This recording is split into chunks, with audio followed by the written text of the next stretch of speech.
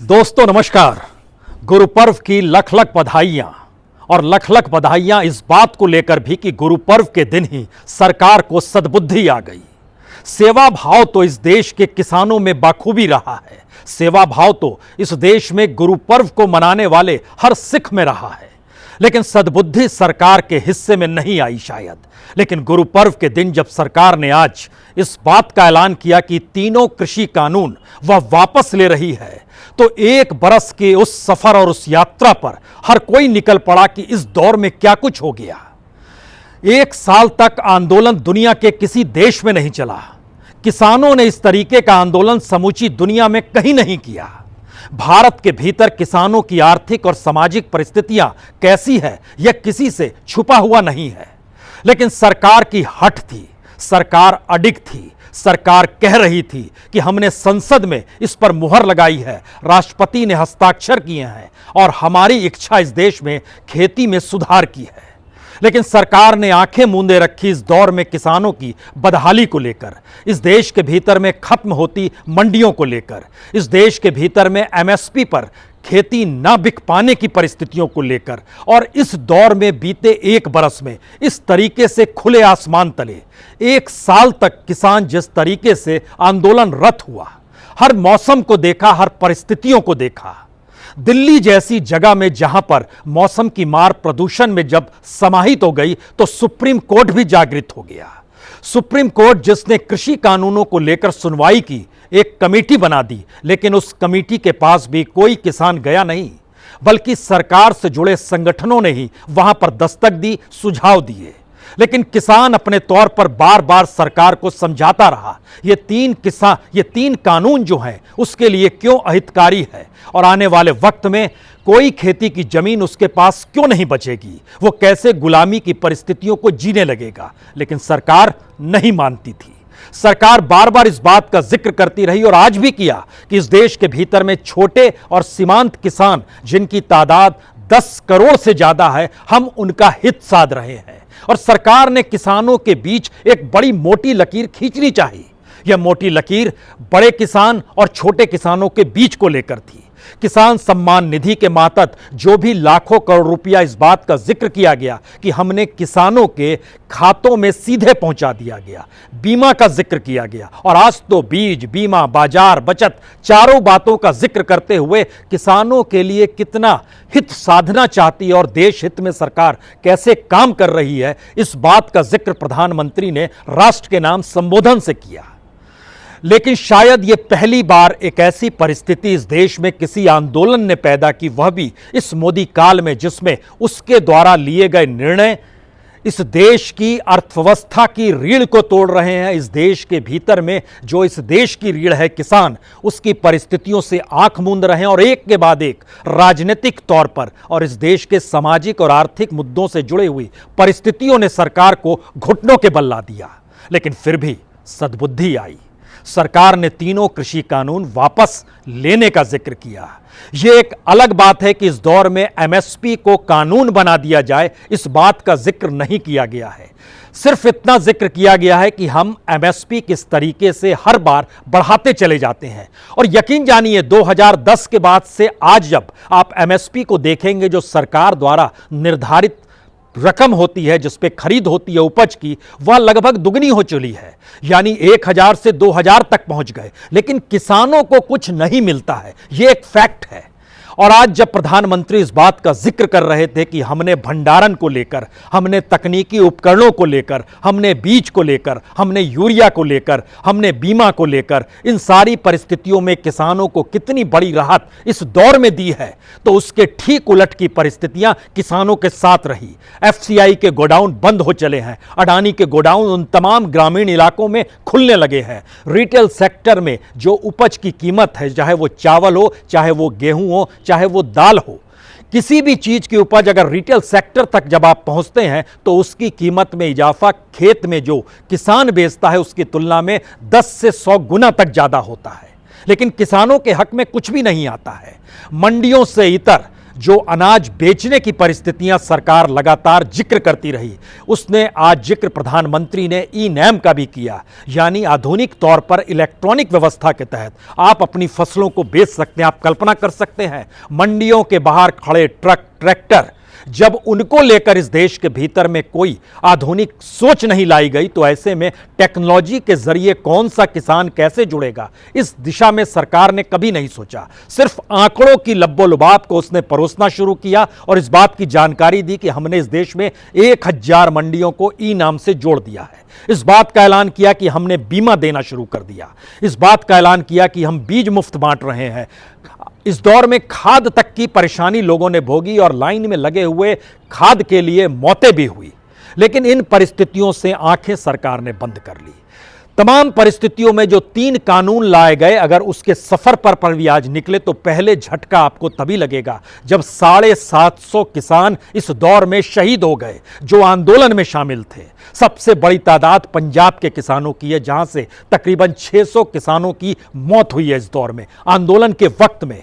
सरकार कहती है वो आंदोलन के वक्त नहीं, वहां का प्रशासन कहता है आंदोलन की वजह से नहीं। लेकिन सच यही है कि चाहे जिसे जो भी बीमारी हो, लेकिन वो आंदोलनरत था, खुले आसमान तले था। उसने इस दौर में गर्मी देखी, बरसात देखी, उसने सर्दी देखी, उसने इस दौर में प्रदूषण देखा, हर तरह की परेशानियों को देखा। बिजली कभी ऑफ की गई, कभी पानी बंद किया गया, कभी प्रशासन ने गड्ढे खोद दिए, पानी की धार मार दी। तमाम स्थितियों को किसानों ने इस दौर में देखा। और आज जब प्रधानमंत्री कह रहे थे कि हम चंद किसानों को समझा नहीं पाए, शायद इस देश के चंद किसान का मसला नहीं है। इस देश में लोग कुछ काम करते हैं तो 2 पैसे मिलते हैं और उससे रोटी खा पाते हैं। हैंड टू माउथ की स्थिति इस देश के भीतर में ना सिर्फ किसानों की बल्कि हर तबके की हो चली है। उस परिस्थिति में व्यक्ति आंदोलन करे या आंदोलन कर रहे लोगों के साथ अपनी संवेदनाओं को रखे। आंदोलन करने वाले किसान हो सकता है आड़ती हो सकता है बड़े किसान हो सकता है मध्यम दर्जे के किसान हो सकता है वो आंदोलन करने वाले लोग पॉलिटिकल तौर पर प्रभावित हो सकता है। लेकिन इस देश के भीतर का सच क्या है? अगर आप कुछ भी काम नहीं करेंगे तो आप 2 जून की रोटी नहीं कमा पाएंगे, और अगर काम करते हुए भी 2 जून की रोटी ना मिले तब क्या होगा? यही सवाल किसानों के सामने था। गन्ना किसानों को लेकर जो अभी भी भरपाई करनी है वो तकरीबन 12,000 करोड़ से ज्यादा की है। इस देश के भीतर में जो लोन लिया गया है किसानों के जरिए, उससे ज्यादा इस देश में अभी भी अपने तौर पर लोन जो निजी तौर पर दिए जाते हैं वह काम करते हैं। बैंकों ने कितने किसानों की जमीनों को जब्त किया, किन की बकरियां ले गई, गाय को ले गए, उनके घरों को अपने हिस्से में ले लिया क्योंकि उन्होंने लोन लौटा पाने की सक्षम स्थिति उनके साथ नहीं थी। जो फसलें बर्बाद हुई, इस दौर में क्लाइमेट चेंज की बात चल रही है। भारत के भीतर में क्लाइमेट चेंज का पहला सबसे बड़ा असर जो पड़ता है वो किसानों पर ही पड़ता है। फसलें बर्बाद होने लगी। बेवजह और बेमौसम बरसात को हर किसी ने देखा, लेकिन इस दौर में मुआवजा के लिए जब रकम सामने निकल कर आई तो पता चला कि ज्यादा मुनाफा इस देश की इंश्योरेंस कंपनी को हो रहा है और उस इंश्योरेंस कंपनी का लाभ किसानों तक नहीं पहुंचता है। सरकार अपने तौर पर अपना पैसा देती है, लेकिन जो रजिस्टर्ड है, जो रजिस्टर्ड नहीं है, उनके साथ जो डॉक्यूमेंट चाहिए, ये सारी परिस्थितियां कहीं खारिज होती चली गई। इस देश के भीतर में पार्लियामेंट के भीतर भी जब चर्चा हो रही थी इस 3 कृषि बिलों को लेकर, उस वक्त भी डीएमके के सांसद हों, कांग्रेस के सांसद हों, टीएमसी के सांसद हों, आरजेडी के सांसद हों या फिर समाजवादी पार्टी के सांसदों, सब ने इस बात पर जोर लिया था कि आप जिस कानून को लाने जा रहे हैं उस कानून के पैरेलल में आपको किसानों के हित के लिए कुछ कड़े नियम बनाने होंगे। और एक तरीके से पार्लियामेंट के भीतर भी आवाज निकली थी कि जब तक आप एमएसपी को कानून नहीं बनाएंगे, यानी न्यूनतम सपोर्ट प्राइस जो होता है वह जब तक कानून नहीं बनेगा तो खरीदार जो है वह अपनी मनमाफिक कीमत इसलिए लगा लेगा क्योंकि बेचने वालों की तादाद ज्यादा है। इस देश में किसी भी कालखंड को अगर आप उठाकर देखें और खास तौर से बीते कोरोना काल के दौर में, इस देश में प्रोडक्शन अगर हाई हुआ तो इंडस्ट्री का नहीं हुआ। इस देश में नेटवर्थ जो था वो सर्विस सेक्टर से जुड़ी बड़ी इंडस्ट्रीज का नहीं हुआ, बल्कि इस देश में किसानों ने अपनी उपज को बढ़ाया है। दुनिया के मानचित्र पर भारत आज की तारीख में दूसरे नंबर पर है जहां वो एक्सपोर्ट करता है। चावल, गेहूं, दाल, तमाम चीजों को एक्सपोर्ट करने की स्थिति में इसी दौर में भारत अव्वल तौर पर आया है। ये किसानों की मेहनत मशक्कत भी है और किसानों की जरूरत भी है। लेकिन सरकार ने इस दिशा में आंखें मूंदे रखा। ध्यान दीजिए, जो जीडीपी आप देखते हैं और विकास दर जब देखते हैं, उस विकास दर के दायरे में भी कोई भी सेक्टर आपको नहीं मिलेगा जो पॉजिटिव में हो। लेकिन किसान ना सिर्फ पॉजिटिव था बल्कि विकास दर 4% को पार कर गई। एक्सपोर्ट सबसे ज्यादा इस दौर में एग्रीकल्चर प्रोडक्ट का हो रहा था। यह किसान ही तो था। किसान को लेकर सरकार ने सिर्फ अपने तौर पर इस देश में सिंचाई की व्यवस्था की है, लेकिन सिंचाई भी इस देश में सिर्फ 27% जमीन तक ही पहुंच पाती है। बाकी की स्थिति पूरी तरीके से या तो वो ऊपर निर्भर है, इंद्र भगवान पर निर्भर है, या फिर वो ट्यूबवेल लगाता है। लेकिन इस दौर में ट्यूबवेल लगाने के दौर में भी जो डीजल का उपयोग किया जाता है वह भी कॉस्टली हो गया। ट्रैक्टर से जो माल मंडी तक ले जाया जाता है वह भी कॉस्टली हो गया, वह भी महंगा हो गया। सरकार ने उस दिशा में भी आंखें मूंदे रखी। क्या ये एक राजनीतिक डिसीजन है? क्या ये राजनीतिक डिसीजन से पहले जब 3 निर्णय लिए गए, क्या वो कॉरपोरेट के मुनाफा देने की परिस्थितियां थी? अगर आप ध्यान से देखिए तो 3 कानूनों का लाभ सीधे सीधे उस आर्थिक सेक्टर को हो रहा था जिसके पास पूंजी होगी। और पार्लियामेंट के भीतर यही तो शोर था। और पार्लियामेंट इन्हें स्टैंडिंग कमेटी भी बनाने का जब जिक्र किया गया तो सीधे कह दिया गया अब हम वोटिंग करेंगे। और वोटिंग कराने की स्थितियों में भी याद कीजिए वो दिन जब वोटिंग हो रही थी राज्यसभा के भीतर में भी तमाम पार्लियामेंट्रीज बार बार कह रहे थे वोटिंग कराइए, लेकिन शोर के भीतर भी सिर्फ उस वक्त जो डिप्टी स्पीकर बैठे हुए थे राज्यसभा में कुर्सी पर, उन्होंने कहा जी नहीं, हमने आवाज सुन ली और अब यह कानून पास हो गया। और उसके बाद राष्ट्रपति के पास भेज दिया गया। राष्ट्रपति के पास भेजा जाना, उसके बाद इस देश में आंदोलन की शुरुआत होना, उस आंदोलन से लेकर झटके में इस देश में सुप्रीम कोर्ट का जागृत होना। और सुप्रीम कोर्ट ने भी अपने तौर पर जो विशेषज्ञों की कमेटी बनाई वह किसान नहीं थे और उनके पास किसान के सरोकार नहीं थे। जिनके सरोकार थे उन्होंने तुरंत उस कमेटी से खुद को बाहर कर लिया। आंदोलन चलते रहे, देश में अलग अलग घूमते रहे, खाप हो, पंचायत हो, महापंचायत हो, इस देश में लोगों ने देखा। क्योंकि आने वाली पीढ़ियां जो खेती से जुड़ी हुई है, क्योंकि इस देश के भीतर में कोई किसान नहीं चाहता है कि उसका आने वाली पीढ़ी या आने वाला बेटा कहीं खेती से जुड़े, वो चाहता है कहीं रोजगार मिले। लेकिन इस दौर में रोजगार खत्म हो गए, रोजगार की परिस्थितियां खत्म हो गई, एजुकेशन सिस्टम हमारा धराशायी होने लगा, हमारी आर्थिक स्थितियां डामाडोल ऐसी हो गई कि सरकार के पास पैसा तक नहीं बचा जो वह अपने तौर पर इस देश में राहत और रियायत दे पाए। इसीलिए जब 20 लाख करोड़ के पैकेज का ऐलान कोविड के दौर में किया गया, किसानों के हक में कुछ नहीं आया। कुछ पैसा जो भी आया वो छोटा पैसा एमएसएमई के हिस्से में आया। जो रियायत दी गई वो बड़े कॉरपोरेट को टैक्स के तौर पर दी गई। किसान की हथेली खाली थी। सबको पता है कि इस देश के भीतर में जो किसानों ने कर्ज लिया है उससे कई गुना ज्यादा कर्ज इस देश में उन लोगों का माफ कर दिया गया जो कॉरपोरेट सेक्टर से आते हैं और उस सेक्टर से आते हैं जो अब एग्रीकल्चर के फील्ड में अपनी हैसियत को बड़ा करना चाहते हैं। वह लोग जो अभी तक अपने क्षेत्र में असफल हो गए, उन्होंने इस दौर में बैंकों से कर्ज लेकर अब वो एग्रीकल्चर के क्षेत्र में जाना चाहते हैं। और वहां पर सरकार ने इस दौर में उन कानूनों को खत्म कर दिया जो कानून अदालत के रास्ते किसानों को ले जाकर न्याय दिलाने की परिस्थितियों को पैदा करते थे। इन्हीं 3 कानूनों के भीतर एसडीएम को पावर दिया गया। वो एसडीएम जो चाहे हरियाणा में नजर आया हो, चाहे उत्तर प्रदेश में नजर आया हो, चाहे राजस्थान में नजर आया हो या महाराष्ट्र में नजर आया हो, उसके सरोकार एग्रीकल्चर से लेकर, कृषि कानूनों से लेकर, कृषि उपज को हक दिलाने को लेकर बिल्कुल नहीं। इस देश के भीतर में इन्हीं 1 साल के भीतर में हमने 3 चीजों को नई परिस्थितियों में पहली बार देखा। किसानों के हक में निर्णय दे पाने की स्थिति में क्या सुप्रीम कोर्ट भी नहीं है? क्या सुप्रीम कोर्ट सुओ मोटो लेकर इस देश में सरकार को नोटिस भेजकर किसानों के हक का सवाल खड़ा नहीं कर सकती थी? इस देश के भीतर में जब प्रवासी मजदूर लौट रहे थे उस दौर में भी इस देश की अदालतों का खामोश होना और प्रवासी मजदूरों का इस देश में एग्रीकल्चर इकोनॉमी से जुड़ना, जानकर हैरत होगी इस दौर में नोटबंदी के बाद जो हमारा पूरा अनऑर्गेनाइज्ड सेक्टर कोलैप्स किया, उसमें से बड़ा तबका इस देश में एग्रीकल्चर से जुड़ा। और आज की तारीख में मनरेगा जो सिर्फ गांव के क्षेत्रों में और एग्रीकल्चर से जुड़े हुए कामों को करता है, उससे जुड़े हुए मजदूरों की तादाद जो है आज की तारीख में तकरीबन 25 करोड़ है। लेकिन उन 25 करोड़ को हम काम दे पाने की स्थिति में नहीं आ पाते हैं।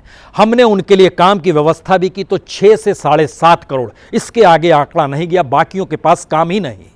यानी सिलसिले को समझना शुरू कीजिए। इस देश में नोटबंदी के बाद की परिस्थिति, फिर जीएसटी का आना, लोगों के हाथों से काम छूटना, फिर कोविड का आना, समूची की समूची सेक्टर्स धराशायी, कोर सेक्टर धराशायी हो गया। आखिर इस देश में बचेगा क्या? बचेगी वही चीज जिस पे सरकार का हक नहीं है, जिस पे अपनी मेहनत मशक्कत से ये देश खड़ा हो सकता है। इसीलिए हर सेक्टर को आप ध्यान दीजिए, हर जगह कोई टेक्नोलॉजी चाहिए, हर जगह सरकार के जरिए कुछ उपाय चाहिए। लेकिन एग्रीकल्चर एक ऐसी चीज है जहां किसान का खून पसीना और जमीन की मिट्टी और आसमान का पानी यही मैटर करता है, और यही इस देश को आगे बढ़ाता चला गया। इस दौर में सबसे ज्यादा उपज हुई तभी तो सरकार ने तय किया कि हम इस देश के 80 करोड़ लोगों को 5 किलो अनाज फ्री ऑफ कॉस्ट देंगे। वो अनाज सरकार के जरिए तो नहीं उपजा था, किसानों के जरिए उपजा था। एफसीआई के गोडाउन के पैरेलल में फिर क्यों इस देश में अडानी के गोडाउन्स डेवलप होने लगे प्राइवेट सेक्टर के? इस देर में क्यों यह कहा गया कि कोई भी कितना भी सामान खरीद कर जमाखोरी कर सकता है, यह भी कानूनों से मुक्त कर दिया गया। यानी किसी ने सामान, उसके पास पैसा है, उसने खरीद लिया और उसके बाद बाजार में स्कैरसिटी आ गई, यानी उसकी कमी हो गई, तो फिर वो आने वाले वक्त में उसके दाम बढ़ा देगा। क्योंकि भारत एक ऐसा देश है जहां पर कई सीढ़ियां हैं। जो सबसे रईस है, उसके बाद जो है, उसके बाद जो है, उसके बाद जो है, जब आप इन सीढ़ियों पर नीचे तलते चले जाएंगे तो नीचे की जो एक सीढ़ी है, यानी 1% लोग हैं, उस पर इस देश के 50% लोग टिके हुए हैं, 1% संसाधन पर। और जो ऊपर का 1% है, उसके पास तकरीबन 30% संसाधन है। हम एक ऐसी सीढ़ी में, तभी इस देश को तो वेलफेयर स्टेट के तौर पर देखा गया, कल्याणकारी राज्य माना गया और उसी के तहत नीतियां बनाई गई। इसीलिए इस देश में खनन का राष्ट्रीयकरण हुआ, बैंकों का राष्ट्रीयकरण हुआ, एग्रीकल्चर को सबसे प्राथमिकता के तौर पर लाया गया। लेकिन नहीं, इस दौर में इस सरकार को सद्बुद्धि आई गुरु पर्व के दिन, इसके लिए वाकई लख लख बधाइयां। जिस तरीके से इस दौर में अब राजनीतिक हार उसे मिल रही थी, राजनीतिक तौर पर जब हार मिली तो कहा गया कि हिमाचल प्रदेश और राजस्थान की हार ने उसे मजबूर कर दिया सरकार को कि वह किसी तरीके से एक्साइज ड्यूटी कम कर दे डीजल और पेट्रोल को लेकर। सवाल डीजल पेट्रोल सिर्फ कार वालों का, ट्रक वालों का नहीं है। इस देश में किसानों से जुड़ा हुआ, इस देश की महंगाई से जुड़ा हुआ है। हमारी इकोनॉमी इतनी जटिल नहीं है, हमारी छोटी सी गलत हरकत इस देश को इतना प्रभावित कर देती है कि लोग अपने तौर पर उस महंगाई को भुगतते हैं, जहां उनकी रसोई के भीतर में जो भी बर्तन पड़े होते हैं सभी खाली हो जाते हैं। हम ऐसी योजनाओं को लेकर बार बार लेकर आए जो इस देश में चकाचौंध पैदा करे।